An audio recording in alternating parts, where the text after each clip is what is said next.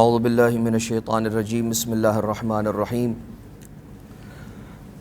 الحمد للہ رب العالمین والصلاة والسلام علی اشرف الانبیاء والمرسلین سیدنا و نبینا و حبیب قلوبنا و شفیع ذنوبنا و طبیب نفوسنا مولانا و مولا الثقلین جد الحسن والحسین ابی القاسم المصطفى محمد وعلى آلہ الذین اذهب اللہ عنہم الرجس وطہرہم تطہیرا اللہم صل علی لا سیما علی الامام المنتظر والحجة الثانی عشر واللعنة الدائمة على أعدائهم ومنكري فضائلهم ومصائبهم وغاصب حقوقهم من الأزل إلى قيام يوم الدين اما بعد فقد قال الله سبحانه وتعالى في محكم كتابه ومتقن خطابه وقوله الحق وهو أصدق القائلين بسم الله الرحمن الرحيم فتلقى آدم من ربه كلمات فتاب عليه إنه هو التواب الرحيم صلوات اللہم صل علی محمد و آل محمد۔ اذان محترم، اوصیکم یا عباد اللہ و نفسی بتقوی اللہ۔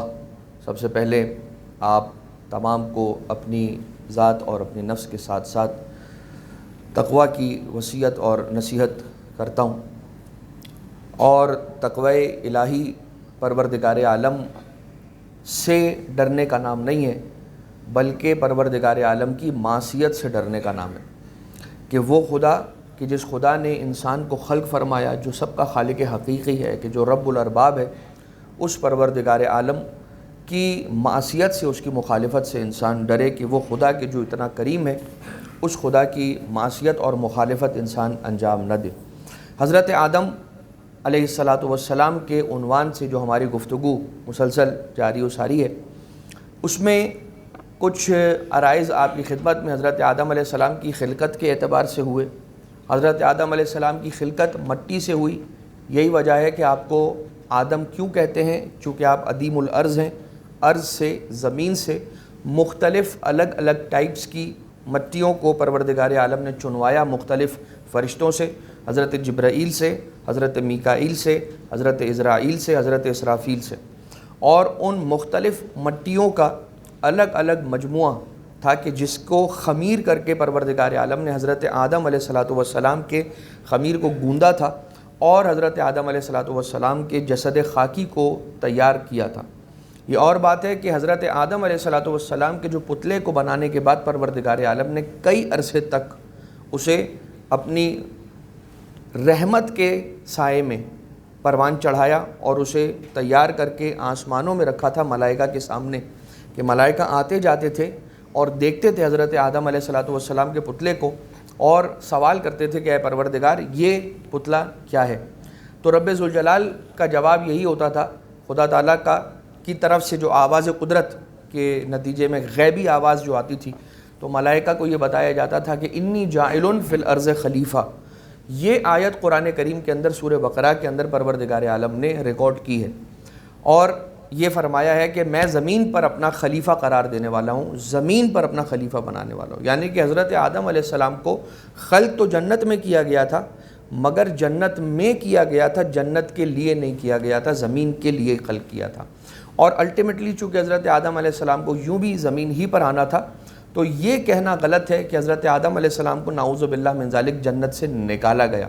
حضرت آدم علیہ السلام کو جنت سے نہیں نکالا گیا، شیطان کو جنت سے نکالا گیا تھا، اس لیے کہ شیطان وہ کہ جسے پروردگار عالم نے جنات میں ہونے کے باوجود بھی ملائکہ کی صفوں میں بٹھا دیا تھا، اس کی کثرت عبادت کی وجہ سے، سجدوں کی کثرت کی وجہ سے، وہ شیطان، یہ بات میں نے تھوڑا سا پریفیس کی حد تک آپ کی خدمت میں اس لیے عرض کی کہ آسمانوں پہ ایک پاپ اپ، ایک بات نکلی تھی، اور وہ بات مشہور کی گئی تھی پروردگار عالم کی طرف سے، جبرائیل علیہ السلام کو حکم دیا گیا کہ اے جبرائیل آسمانوں میں یہ مشہور کر دو، ملائکہ سے بتا دو، ملائکہ کو یہ بات پہنچا دو کہ تمہاری صفوں میں سے کوئی ایک ہے کہ جس کو کچھ عرصے کے بعد نکال دیا جائے گا باہر اور اسے راندہ درگاہ مطلب کیا؟ اسے ایگزٹ کروا دیا جائے گا، اسے مردود قرار دے کے نکال دیا جائے گا۔ لہٰذا اب تم سارے دعا کر لو، اور میں تمہیں ایک چانس دے رہا ہوں، ایک موقع دے رہا ہوں کہ تم دعا کرو کہ کون ہوگا وہ کہ جو پروردگار عالم جسے نکالنے والا ہے۔ نہیں بتایا کون ہے، پروردگار عالم دعا کا موقع دیا۔ اب پروردگار عالم کا اتمام حجت کرنے کا طریقہ یہی ہے کہ خدا تعالیٰ نام نہیں بتا رہا لیکن موقع دے رہا ہے، pray for yourself, supplicate for yourself, دعا کرو، تمہیں دعا کا موقع دے رہا ہوں، یہ دعا تمہارے کل کام آئے گی۔ اب ہوا یہ کہ چونکہ وہ کہ جو ملائکہ میں سے نہیں تھا، جنات میں سے تھا، لیکن کثرت عبادت اور سجدے کی کثرت کی وجہ سے اسے پروردگار عالم نے جنات کی صفوں سے اٹھا کر ملائکہ میں بلندی عطا کی اور ملائکہ کے درمیان اسے جگہ دی، اور آسمانوں میں اپنے عرش کے آس پاس جہاں پہ ملائکہ رہتے تھے وہاں پر اسے بلا کے ساکن کیا۔ یہ خدا کا جو ٹریٹمنٹ تھا عزازیل کے ساتھ، جب تک وہ شیطان نہیں بنا، جب تک وہ ابلیس نہیں بنا، تب تک وہ کیا تھا؟ عزازیل تھا، ایک نارمل جن تھا، لیکن رہتا کہاں تھا؟ ملائکہ کے درمیان۔ تو ملائکہ نے کہا کہ بھائی ہم لوگ اپنے لیے دعا کریں، اس سے بہتر یہ نہیں ہے کہ اسے جا کر کہیں جسے پروردگار عالم نے ایک بلند مقام دیا، ہمارے درمیان لا کے بٹھلایا، جو ہم لوگوں میں سے تو نہیں تھا لیکن اس کی عبادت اتنی زیادہ تھی کہ پروردگار عالم نے اسے یہ مقام عطا کیا۔ روایت یہ کہتی ہے کہ ملائکہ آئے عزازیل کے پاس، یعنی کہ جو بعد میں دا شیطان ٹو بی، جو شیطان بننے والا تھا، اس کے پاس آئے عزازیل کے پاس، اور اس سے آ کر کہا کہ دیکھو ہونا یہ والا ہے کہ خدا نے ایک آئے کہ ملائکہ کی صفوں میں سے، یعنی تم سکان سماوات میں سے، یعنی جو آسمان پہ رہنے والے ہو، ان لوگوں میں سے کوئی ایک مردود قرار پانے والا ہے، اور ہمیں اس وقت جو موقع ملا ہے یہ دعا کا موقع ہے، یہ دعا کا ٹائم ہے، سپلیکیشن کا ٹائم ہے۔ تو ہم سب ملائکہ نے مل کر یہ فیصلہ کیا ہے کہ تم عزازیل تم سے کہیں کہ تم ہمارے حق میں دعا کرو کہ کل ہمارے ساتھ یہ کام نہ ہو۔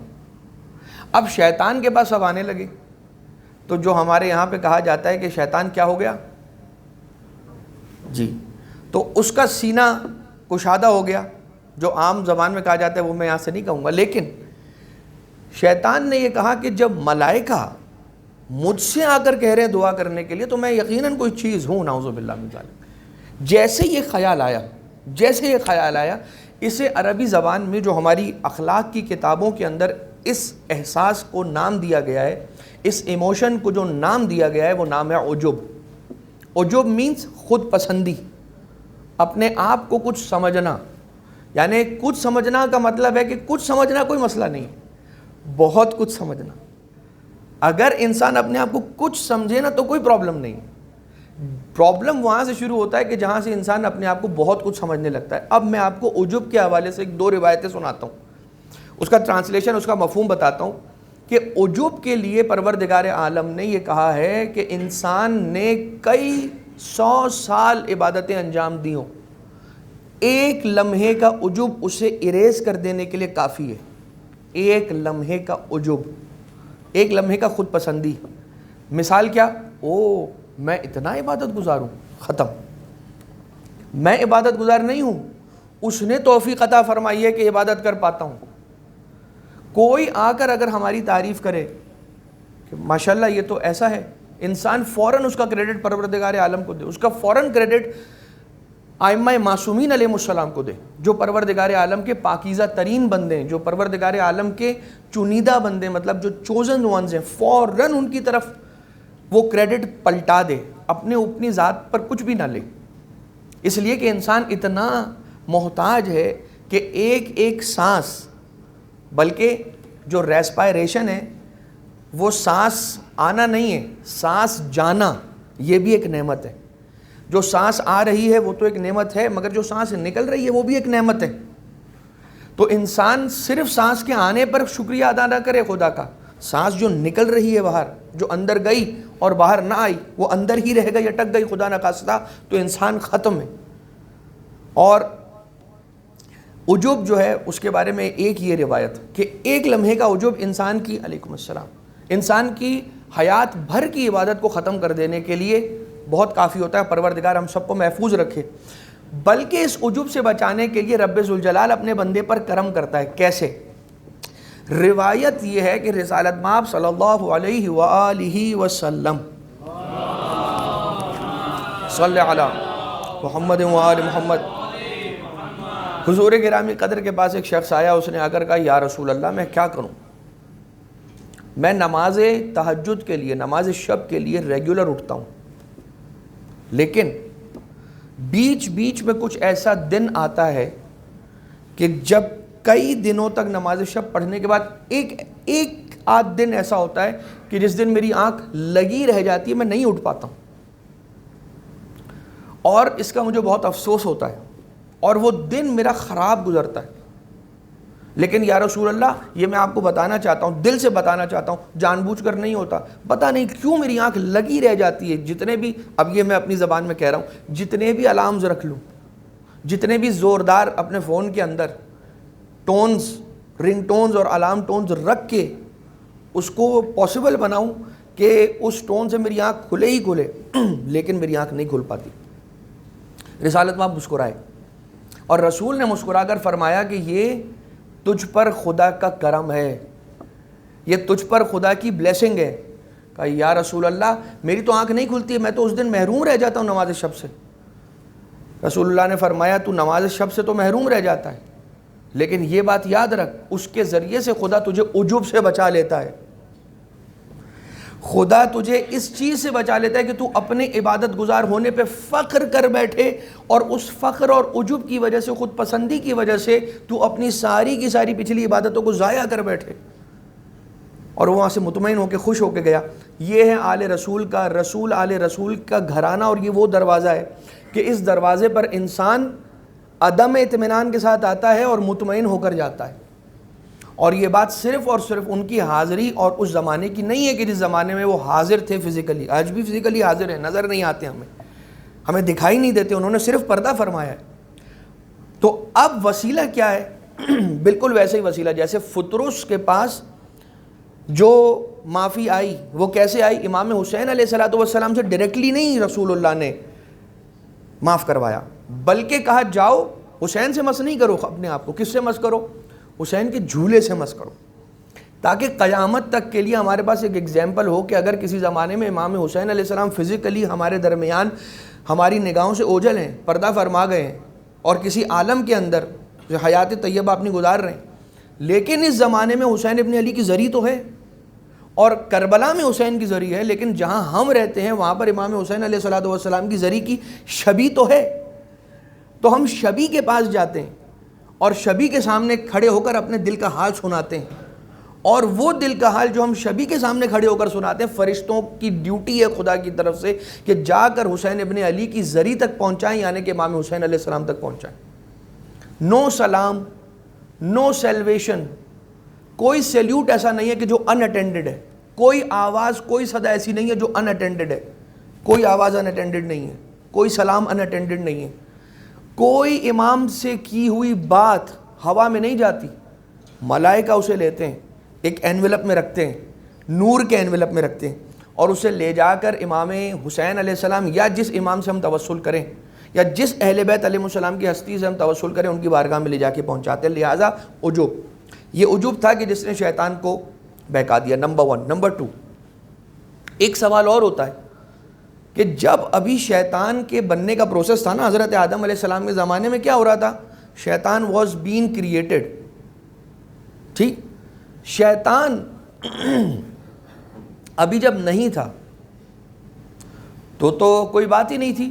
بہکانے والا کون ہے؟ کوئی بھی نہیں. شیطان کے بننے کے بعد یہ ہوا کہ شیطان اب بہکاتا ہے سب کو. تو سوال یہ پیدا ہوتا ہے کہ شیطان کو کس نے بہکایا؟ جب ابھی شیطان تھا ہی نہیں، عزازیل تھا. ابلیس نہیں تھا، شیطان نہیں تھا، عزازیل تھا، ایک جن تھا جو فرشتوں کے درمیان رہتا تھا.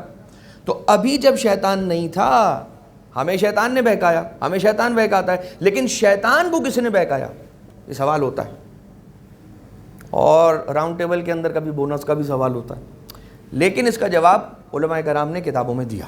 اور ائمہ کرام کوئی بات کر ہی نہیں سکتے جب تک کہ امام معصوم علیہ السلام کی روایت انہیں نہ مل جائے. جو صحیح عالم دین ہوتے ہیں وہ اپنی زبان نہیں کھولتے ہیں سوائے اس کے کہ انہیں امام معصوم کے کلام میں کوئی ٹریس مل جائے. کوئی بات جو ایک سنسیئر عالم دین ہوتا ہے اس کا کام یہ ہے کہ کوئی بات نہ کرے جب تک کہ امام معصوم علیہ السلام کا کلام اور ان کے کلام اور ان کی طرف سے آنے والی کسی بات کا ٹریس اس کے سپورٹ میں نہ مل جائے. تو شیطان کو کس نے بہکایا؟ جواب یہ ہے کہ جس چیز نے شیطان کو شیطان بنایا وہ اس کا اپنا نفس ہے. ابھی شیطان نہیں تھا لیکن نفس تو تھا. اور اس وقت بھی کہ جب شیطان کو رسالت مآب صلی اللہ علیہ وآلہ وسلم جیسا کہ as we have discussed already earlier کہ شیطان کو رسالت مآب رجعت کے زمانے میں تشریف لائیں گے اور اپنے ہاتھوں سے اپنی تلوار سے اسے ذبح کریں گے. بہت شکریہ. ایک درود بھیجے محمد و آل محمد. بہت شکریہ.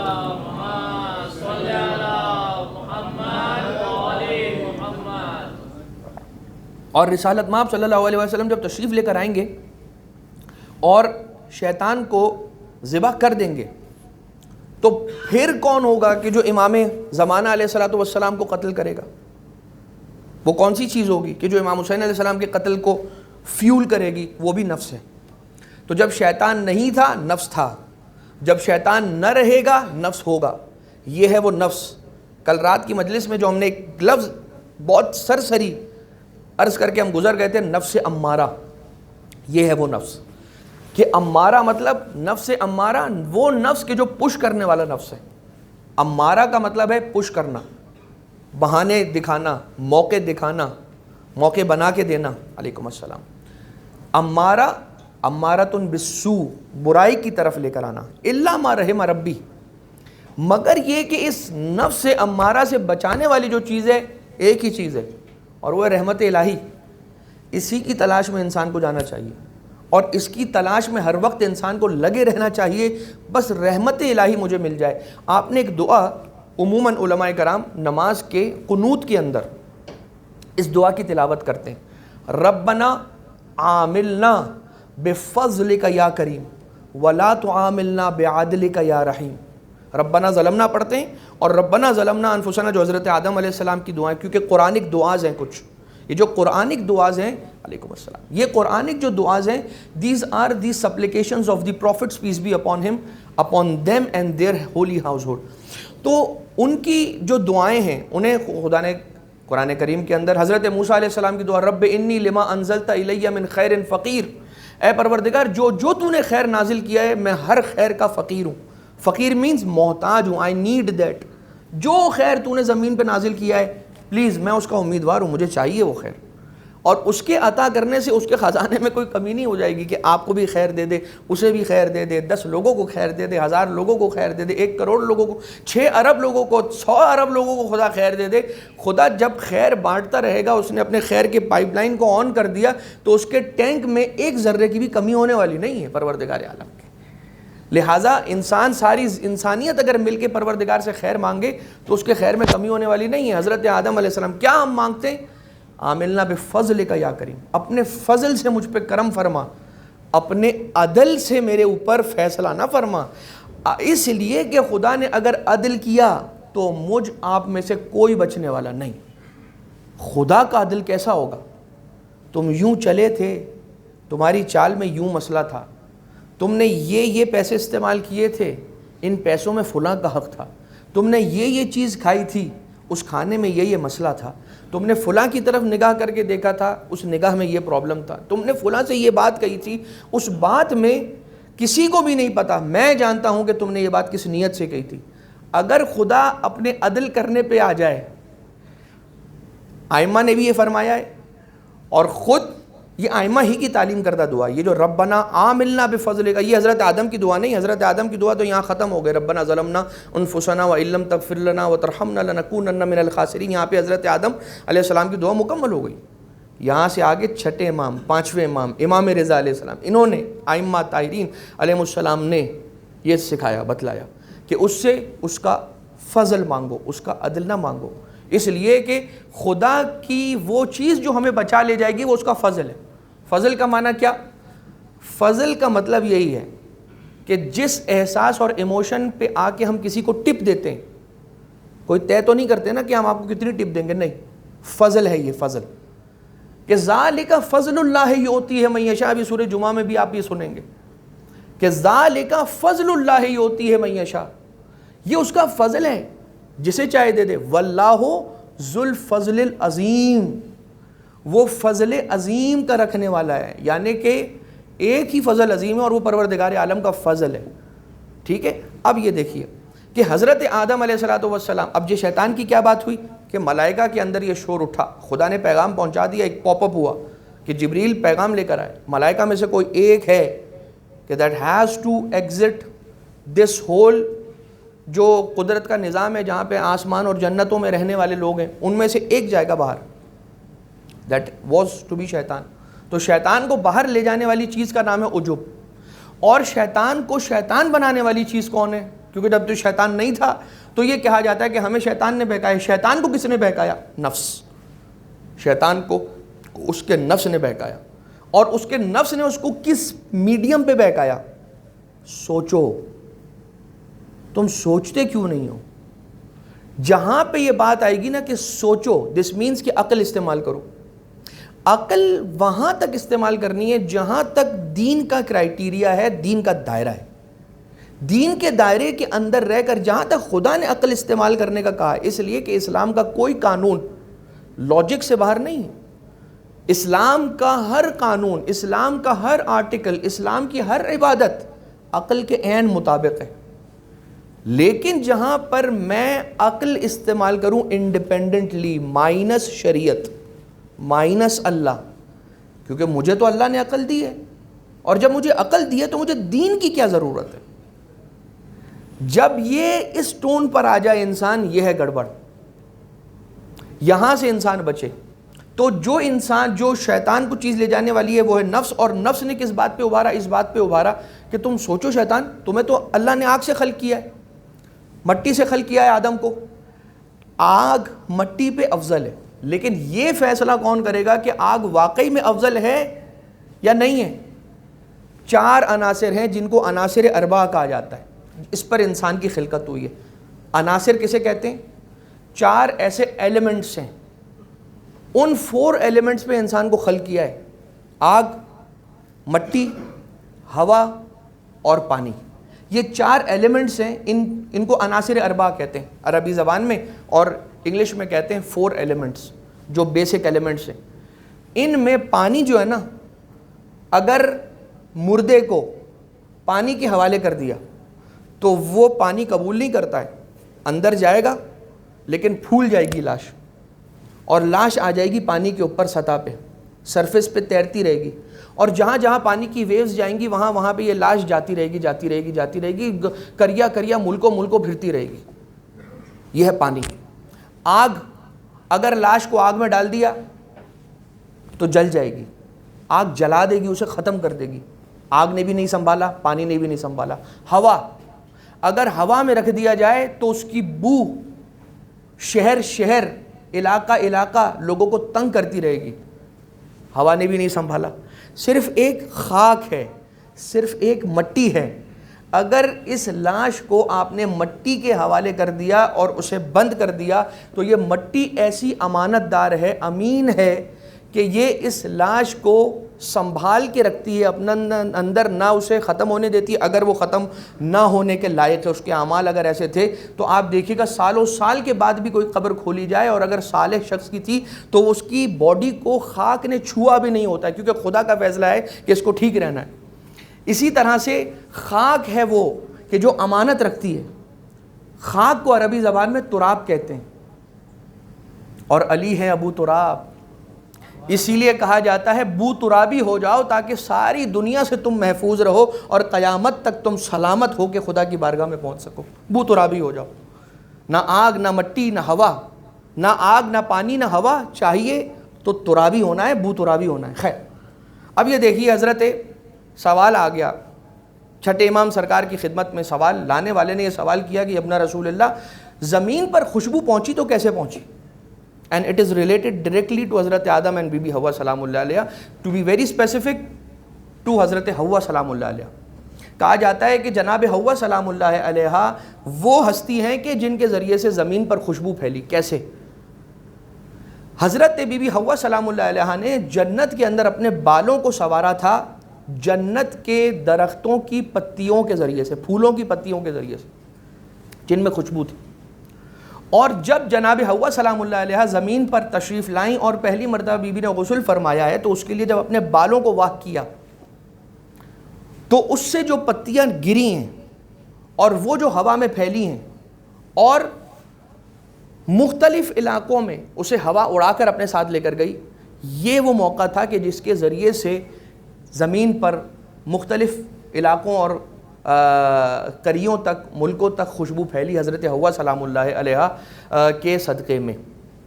اس کے علاوہ حجر اسود کے بارے میں جو پچھلی مرتبہ آپ کی خدمت میں عرض کیا گیا وہ یہی تھا کہ حجر اسود اصل میں پتھر نہیں بلکہ وہ فرشتہ اور ملک ہے کہ جس ملک نے سب سے پہلے حضرت آدم علیہ السلام کی خلقت کے بعد جب رب ذوالجلال نے ہر شے کی طرف انبیاء کی نبوت کو پیش کیا تھا, تو سب سے پہلے اس فرشتے نے, کیونکہ پہاڑوں کی طرف بھی پروردگار عالم نے ڈیوائن میسج کو پیش کیا تھا, یعنی خدا تعالیٰ کا ایک ڈیوائن میسج تھا جسے ہم کیا کہتے ہیں میثاق, جسے ہم کیا کہتے ہیں عہد, انگلش میں کیا کہتے ہیں پرومس, ایک ڈیوائن پرومس تھا. وہ ڈیوائن پرومس کیا تھا؟ آسمانوں پہ پروردگار عالم نے ہم سے بھی لیا تھا, ہم تو روحوں کی شکلوں میں تھے, تو وہاں پر ہماری روحوں نے اس زمانے میں جب حضرت ابراہیم علیہ السلام نے اذن فی الناس بالحج, خدا کے حکم سے حج کے لیے اذان دی تھی, حج کے لیے اذان دی تھی, صرف نماز کے لیے اذان نہیں ہے, حج کے لیے بھی اذان ہے اور وہ اذان مختلف ہے. اسی طرح سے جب ولایت امیر المومنین علیہ السلام کا اعلان غدیر خم میں ہونے والا تھا, اس وقت بھی رسالت مآب نے ایک اذان دی تھی, اور وہ اذان کیا تھی؟ حیا علی خیر العمل. اور وہ حیا علی خیر العمل تھا ولایت مولا کائنات علیہ السلام کی طرف بلانے کے لیے, اس اعلان کی طرف. لہٰذا یہاں حضرت آدم علیہ السلام نے جب ان کو جب خلق کیا گیا اور یہ سارا کا سارا انداز ہوا, تو جن لوگوں نے عالم ارواح میں اس پرومس کو انجام دیا تھا یہی وہ لوگ ہیں کہ جو حج پر آتے ہیں. اسی طرح سے پروردگار عالم نے عالم ارواح میں ایک وعدہ لیا تھا, اور وہ وعدہ کیا تھا؟ انہیں مانو کہ جو میرے چوزن وانز ہیں ان میں انبیاء بھی تھے, اور سر فہرست جو خدا نے سب سے پہلا وعدہ لیا تھا, وہ جو سب سے بڑا وعدہ تھا وہ ولایت اہل بیت کا, جس میں ولایت اہل بیت کے وعدے میں بھی سب سے اوپر ولایت امیر المومنین علی ابن ابی طالب علیہ السلام کا وعدہ تھا. اللہم صلی علی محمد و آل محمد وعدہ تھا. اور اس وعدے کے نتیجے میں پروردگار عالم نے جس چیز نے اس وعدے کو قبول کیا, فوراً آگے بڑھ کر پروردگار عالم نے اسے بڑا مقام عطا کیا. پہاڑوں میں عقیق کا پہاڑ تھا, وادی عقیق کا, یمن کی طرف جو ہے, اس نے سب سے پہلے پہاڑوں میں ولایت امیر المومنین کو قبول کیا. خدا تعالیٰ نے اسے قیامت تک کے لیے مقبول قرار دے دیا, آج ہمارے ہاتھوں کی زینت ہے. اور عقیق پہننے کا حکم اسی لیے ہے کہ بار بار اس عقیق کو دیکھو اور یاد کرو کہ یہ پتھر ہے, بے جان ہے, عقل نہیں ہے, پھر بھی علی کی ولایت کو مانا ہے, اس نے آگے بڑھ کر قبول کیا ہے. تم انسان ہو, عقل رکھتے ہو, پتھر نہیں ہو, انسان ہو. کہیں اس علی کی ولایت کو بھول نہ جانا. آل محمد علیہ السلام رسالت مآب ان کی اور انبیاء کی جتنی ان کو پروردگار عالم نے ڈیزگنیشنز دی ہیں, جو ڈیزگنیٹریز ہیں رب ذوالجلال کے, ان کی ڈیزگنیشن سے انکار نہ کرنا. اور پھر یہ ملک بھی ان ملک میں سے ہے جسے خدا تعالیٰ نے پتھر بنا کر حجر اسود کی فارم کے اندر 4 کونوں میں سے کونے پر لگوایا ہے. البتہ جناب حابیل اور قابیل کا جو واقعہ ہوا اس میں 2 طرح سے ملتا ہے کہ اس میں اعظم دینے کے اوپر مسئلہ ہوا کہ خدا تعالیٰ نے کہا کہ اس میں اعظم حابیل کو دینا, قابیل کو نہیں دینا. اور جب اس میں اعظم دینے کی باری آئی تو قابیل نے کہا مجھے کیوں نہیں دیا جائے گا, تو حضرت آدم علیہ السلام نے کہا okay we make a test, ہم ٹیسٹ کرتے ہیں, دونوں اپنی اپنی قربانیاں لے کر آؤ. قابیل کا کام تھا فارمنگ کا, حابیل کا کام تھا لائف سٹاک کا.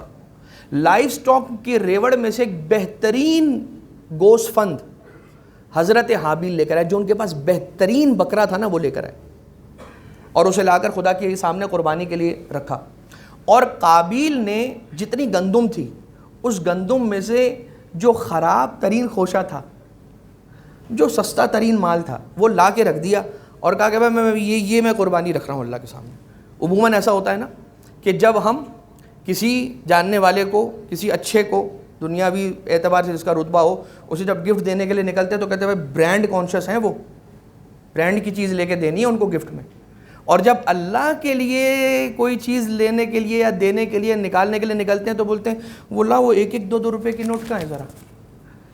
یہ کیوں ہوتا ہے؟ چھٹے کیوں تلاش کرتے ہیں جب اللہ کو دینا ہے؟ تو اس وقت بھی دیکھو جب بہترین جو تمہیں سب سے اچھا لگتا ہے، لن تنالوا البر حتی تنفقوا مما تحبون، بر اور نیکی اور انفاق اس وقت تک نہیں ہے جب تک تم اس میں سے نہ دو جو تمہیں سب سے زیادہ عزیز ہے.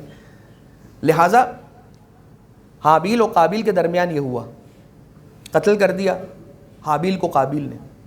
اب یہاں پہ ایک بات کروں گا اور بات ختم ہو جائے گی، اس لیے کہ وقت دامن وقت میں گنجائش ختم ہو گئی تقریباً. اور بات صرف اتنی سی ہے کہ حابیل نے اپنا گوسفند رکھا، قابیل نے اپنے جو گیہوں کے جو سٹکس تھے وہ لا کے رکھے اور کہا کہ صبح تک کا انتظار کریں گے، صبح آ کے دیکھیں گے کہ خدا نے کس کی قربانی کو قبول کیا. جب آئے تو کیا دیکھا؟ گوسفند وہاں پہ نہیں تھا، ختم ہو چکا تھا. اور جو ویٹ کے جو سٹکس تھے جس کے اندر ویٹ کے دانے ہوتے ہیں وہ سٹیمز وہاں پہ رکھی ہوئی تھی. حضرت آدم علیہ السلام نے کہا کہ آسمان سے بجلی گری تھی اور اس نے حابیل کے بکرے کو ختم کر دیا، اور یہ نشانی ہے کہ پروردگار عالم نے حضرت حابیل کی قربانی کو قبول کیا.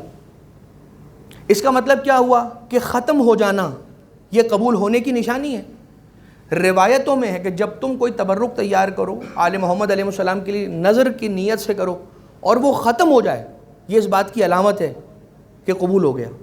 اگر ختم نہ ہو، کبھی ہم نے احتیاطاً زیادہ بنا لیا اور ختم نہ ہو گیا تو یہ اس کا معنی نہیں ہے کہ قبول نہیں ہوا. یہ بات نہیں ہے کہ کوئی یہ کہے کہ مولانا صاحب اوہ ختم ہی نہیں ہوا، ہم نے تو پوری کوشش کی، ہم نے پارسل بھی بنا کے دیا لیکن پھر بھی نہیں. ایسی بات نہیں.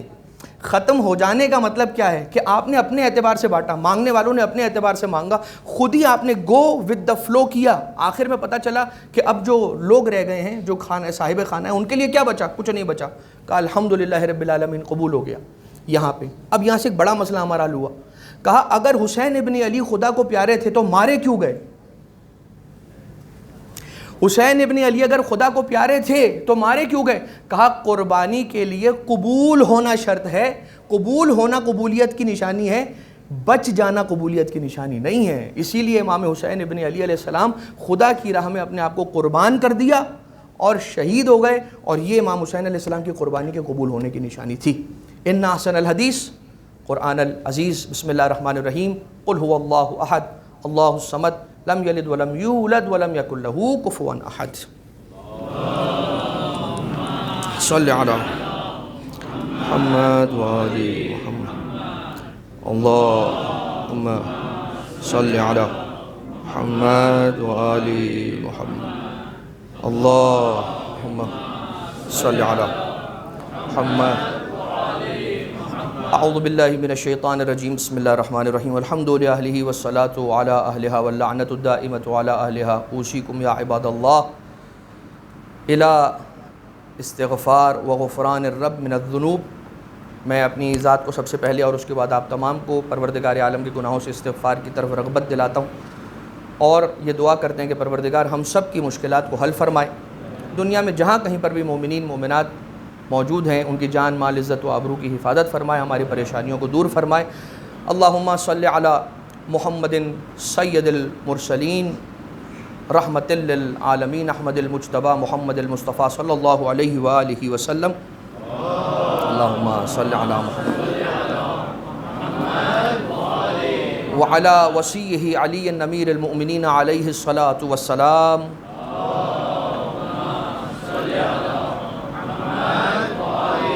وعلی الصدیقۃ الکبریٰ فاطمۃ الزہراء سلام اللہ علیہا.